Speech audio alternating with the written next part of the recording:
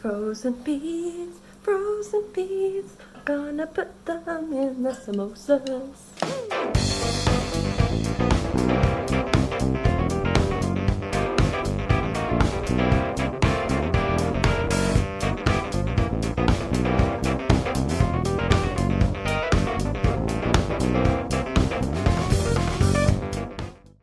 So, first of all, you're going to chop your potatoes into tiny cubes. Cut them before you boil them. You can leave the skin on if you like. I like leaving the skin on. I don't know why. I just do. What you've definitely got to do is rinse your lentils because they get gritty. And I've actually found like a little stone in there before, so like sort through it in a colander, and just check it. And also that takes some of the starchy stuff off the outside and it doesn't get gluggy when you cook it. So rinse it just with cold water till it runs clear. Put all the potatoes and then boil it. A hot tip is to put some salt in with your onions and it helps them not burn and you taste yum.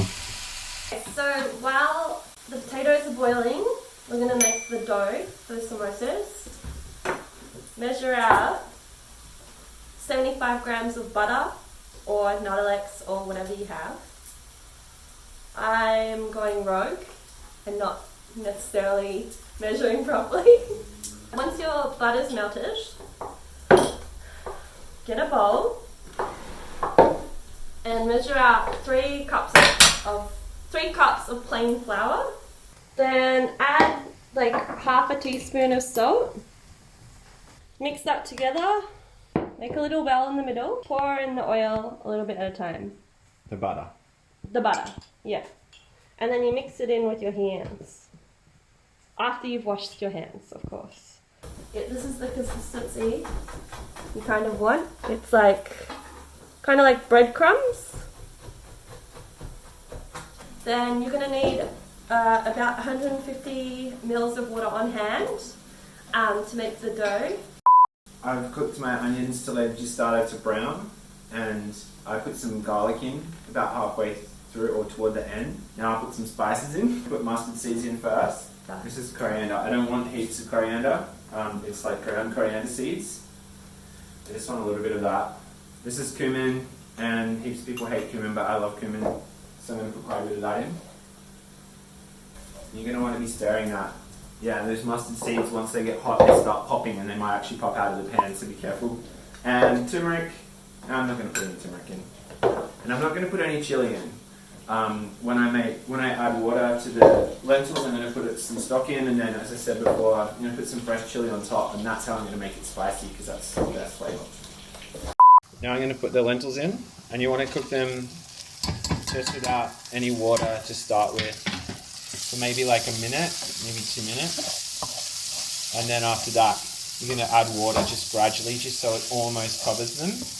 And in the water, I'm going to put a bit of stock, just put whatever stock of choice you have, or you can just not if you want, and just put some salt in. I used 1 cup of red lentils. I'm going to use a cup of water. So, just to start with. Just do it gradually, because what it will do is those lentils will absorb that water, they'll expand, and in theory if you've got stock or something in that water, they take the flavour on, and obviously all the spices and stuff. Because I chopped up so many potatoes, I'm only going to chop up about 2 handfuls of cauliflower. So now we're going to make the flavour base for our samosas. We're going to use my mom's 3 favourite spices that she puts in everything, which is cumin, coriander and turmeric. I'm also going to use mustard seeds and chili powder because I like things spicy. Our dog is having a lot of fun out there. He just missed her rolling around. That's the mustard seeds popping, which means your spices are ready. It doesn't really matter. It's actually kind of better if the potatoes get a bit mushy, because you want them to kind of like get squishy so you can fill in all the gaps in your samosas. So maybe even like pressing down on them a bit with your spoon or whatever. Just let that cook for about 5 minutes. And then add a splash of water and let it cook for like another 5 minutes. Also, look at that spoon holder thing. It's terrible. Okay, this is how it should be looking. Look at it all. Nice and squishy and delicious. Yum. So I added 100 mils of water to this. I'm gonna cook it for a bit longer, and then I think I might add 100 mils more. I'm squishing down some of the potatoes so it gets a bit more mushy, and then I'm just going to put the peas in, the frozen peas, and let it cook for like another 5 more minutes. Dal's almost ready. It's really hard to say when it'll be ready. It's just like when it starts kind of staying away from the edge like that, when you stir it, it's starting to get the right consistency. But I just had a little taste and there was still a tiny bit of crunch. And what you want to do is kind of try and keep some texture, but it shouldn't ever be crunchy. You should have cooked it enough for it not to be. So I'm just going to add a tiny bit more water, literally a tiny bit, and just do that a little bit at a time until it's done. Okay, this is what you want your filling to look like. It's like mushy and squishy and delicious. Okay. So turn off your filling and let it cool, because it needs to be cold before you can put it inside the wrappers. The best way to cool things quickly is to get a metal tray and spread out the filling all over the metal tray and stick it in the fridge for a bit. Oh yeah, I'm doing it like this to show you how I would spread out my filling.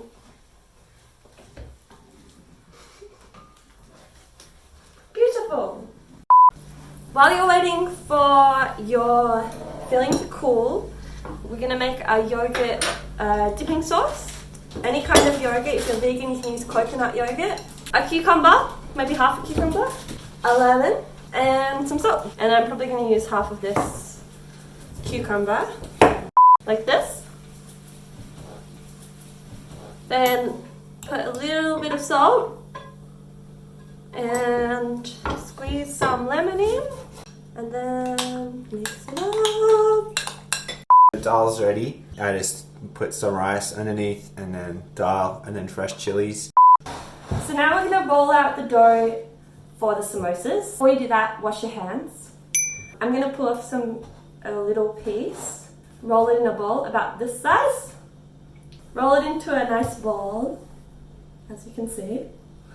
And then we're going to put a bit of flour down on your surface. You drop it? That's okay. If you don't have a rolling pin, you can use a glass. I just squished mine a bit so I guess I can kind of see, like, make it into a circle. And then roll it into a circle. So to roll it into a circle, you just kind of have to keep picking it up and like flipping sides. I haven't done this before, so we're learning together. Dough. Is that the ideal one? Because I made these cool ones that are really badly shaped. It doesn't matter if it's wonky. Like, just go for it. Just have fun with it. Go crazy. Roll these out however you want. But like, kind of in a round shape so you can put stuff in them. Scoop up like about a spoonful or maybe a little bit more. And then scoop it into the middle of your samosa. Then get some water and put it around the edge of your dough, of your wrapper, of your samosa wrapper. And once that's done, fold it over, squish down the sides. And this is like the easiest way to do this. My mum taught me this. It's kind of like making a pasty or something, I guess. And then squish it down with a fork. Because you want it to hold together, because when you're going to be deep frying these, and you don't want them falling apart in the oil. Start doing the same thing with the filling. Put water around the edge. Fold it over. Squish it down with your fingers.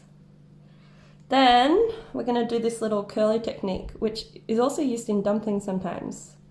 We were looking up dumpling making techniques last night because we made dumplings. And it's very similar. Oh, I'm not doing very good on this one. Anyway, you bend, you squish, and then you stick down on that side. But that should hold it together as well. You just basically don't want it to burst while it's in the hot oil. Fold it in half. And then, oh, I can't remember how to do it. Oh, I don't think this will work because I put too much in it. Then squish it together like that. Oh yeah, looks like a little dumpling. So just keep trying. You can do it. We believe in you. You have to deep fry these, really. Yeah, these are deep fried. You can also cook them in the oven. There's some other ways you can cook them online, but I always, like, look it up online or whatever. I think they're yummiest when they're deep fried. If you're scared of oil, which lots of people are, this is what I recommend doing. Placing it on this little thing and then like shimmying it in. Ooh. And then you don't have to put your hands anywhere near the oil. Other way is you can just like place them in with your hands. That's quite scary. A little bit longer. There we go. That's it. That's them. That's a little samosa ready to eat. Yum. So here are our samosas you saw us cook. Whoop. Thank you so much to Designated Crying Hours and Triple Z for inviting us to do this. It's been so fun. Hope you get to make dal and other dal. Here is one we prepared earlier, as you already saw. Look at this. Yum. Look at that. That's so delicious. And just like, you know, go for it. Like we're all friends here. Just chuck it in, get some pickle. Let's see how spicy they are.